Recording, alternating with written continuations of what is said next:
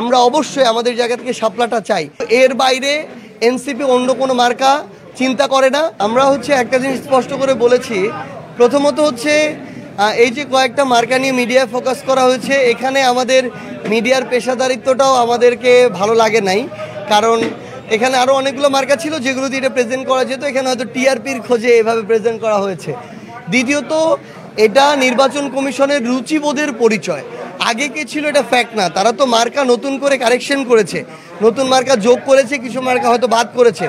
তো এই ধরনের মার্কা একটা দেশের নির্বাচনে তো মার্কা হতে পারে না। আসলে এইরকম বাংলাদেশে মার্কার অভাব পড়েছে যে তাদেরকে থালাবাটি মার্কা দিতে হবে, এই যে ফুলকপি বেগুন মার্কা দিতে হবে।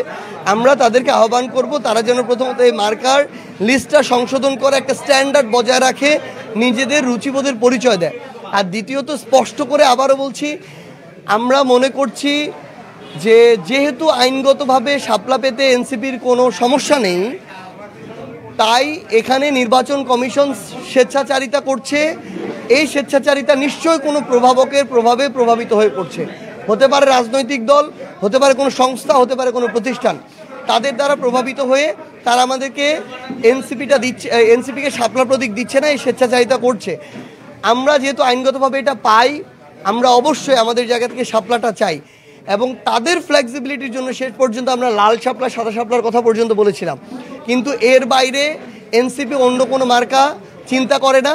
এনসিপি আগামী নির্বাচনে শাপলা প্রতীক নিয়ে নির্বাচনে অংশগ্রহণ করবে। তরুণ প্রজন্মের কাছাকাছি আদর্শের যে রাজনৈতিক দলগুলো, তারা একীভূত হলে আরও বড় বড় শক্তি অর্জন করবে এবং এটা আমার মনে হয় যে জনগণের আশা আকাঙ্ক্ষারও কিছুটা প্রতিফলন ঘটবে।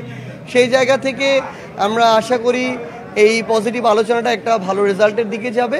যেদিন এটার রেজাল্ট আসবে আপনারা অবশ্যই এটা জানতে পারবেন।